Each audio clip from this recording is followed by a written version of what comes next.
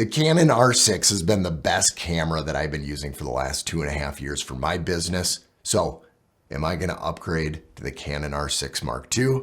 Well, I think the answer is going to be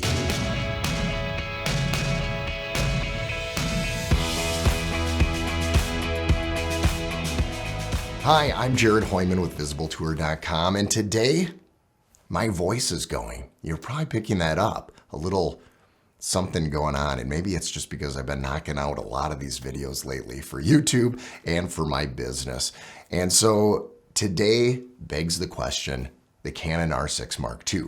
Yesterday, if you go to that video, I talked about the Sony a7 R5 or V for victory over Canon.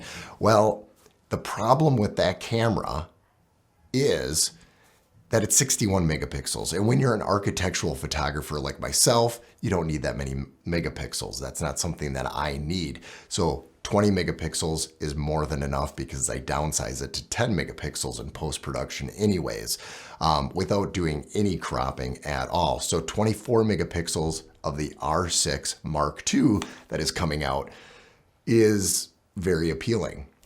But would I switch after 2.5 years not having any problems with the R6 when it comes to architectural photography? I will switch on these conditions, and I think these conditions will happen based on everything that's been said and brought. And I'm filming this right now on the Canon R7. And the Canon R7 is kind of a testament of where I think the R6 is going to go. The R7 button layout is actually, in my opinion, one of the best layouts that Canon has done. They have made it where you can actually switch the dial right here. Did you hear my kids yelling? So because of the R7 and my experience with the R7 over the last 3 months, I'm pretty sure that the R6 is going to follow suit when it comes to a button layout. And if it does, then the R6 version 2 Mark II will be the one that I'll go with. And the layout is nice because what you've got are a dial here. Now this is the regular R6. The R7 is filming me, so I can't really show you what that looks like. But the dial turns it on to photo, and then it will also turn it on to video. So you have 2 different dials. And when it's in photo mode, then you can actually switch it to your custom dial 1, custom dial 2, custom dial 3. And then when you're in video, you do the same. So photo, video, and you've got those options. I actually do like the dial up here. I do wish the dial was down here for the R7 as well. So maybe the R6 will allow a dial up here and the dial over here too, because then you've got quick dial and the toggle button and the wheel as well right there. That would be really nice. I love the feel of the R6. I always have. The R7 actually, honestly, if I'm grabbing them real quick, I can't tell the difference. And then I have to be like, wait, which camera do I have? If there's unlimited recording, then there's gonna have to be a better heat sink inside of it. So size might change a little bit in the R6 Mark II, but we'll find out with that. Also with the 24 megapixels, when you downsample, it sounds like that'll be a nice sharper image. And who knows, they might show a 6K image as well in the R6 Mark II.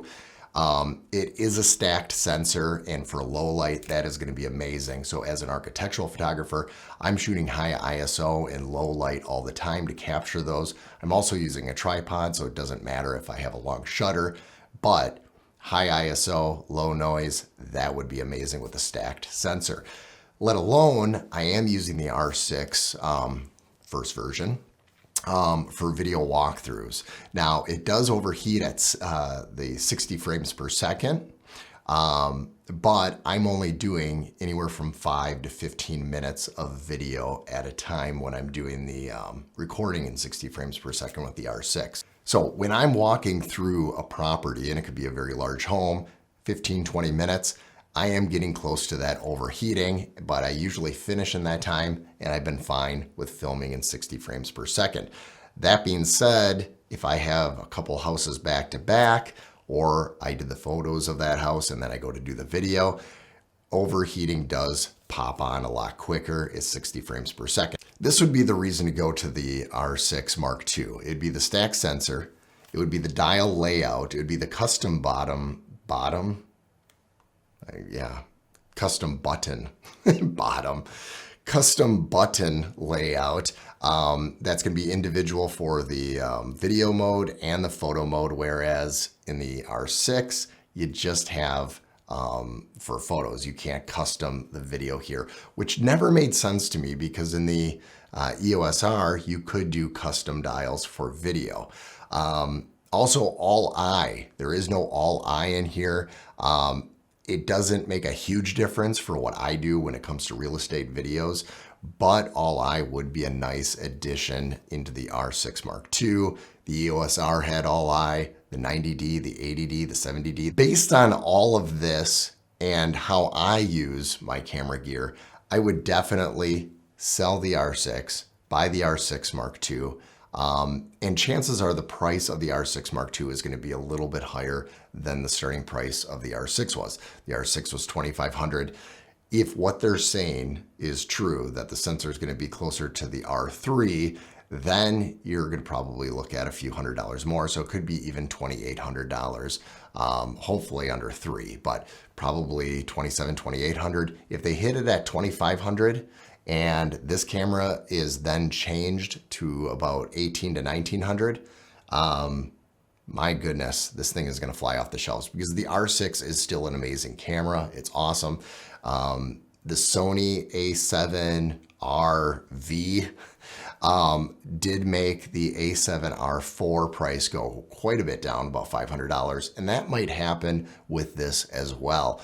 You let me know. Is that something that you think will happen with the price? I think it will make this a lot less going forward once it's announced. The concern I have is selling this. Am I going to get a decent price for my R6, or is it something that I should hang on to as a third body? The R7 has not disappointed me. I love it.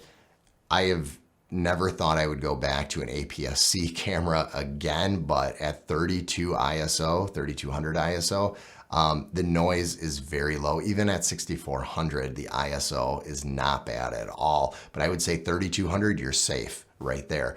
You couldn't say that 10, 12 years ago. So the Canon T2i or the 60D, those things suffered with bad ISO noise, and the R7 is an awesome option at $1,500. So this will definitely be a camera I'm going to keep in my arsenal for quite a while. But the R6 Mark II might be a good companion along with the R7 when it comes to video. I shoot very little video when it comes to interview style like this or with my clients. I'm usually using the R7 instead. This is great for architectural and for the video walkthroughs, but the R6 Mark II might be the better option going forward. So if you haven't already, please subscribe to this channel, like this video, and turn on the notifications. So every time a video pops up that I have produced and it comes out here, you are gonna hear about it. I do how-to videos as well when it comes to architectural photography and video and drones. So those are topics that I'm addressing. I'm also talking about DaVinci Resolve and my transition from Premiere Pro to DaVinci, which is been amazing. I love DaVinci Resolve. I can't believe I haven't switched years ago. So I have tutorials coming up on that as well. So again, I am Jared with VisibleTour.com, and I will see you shortly.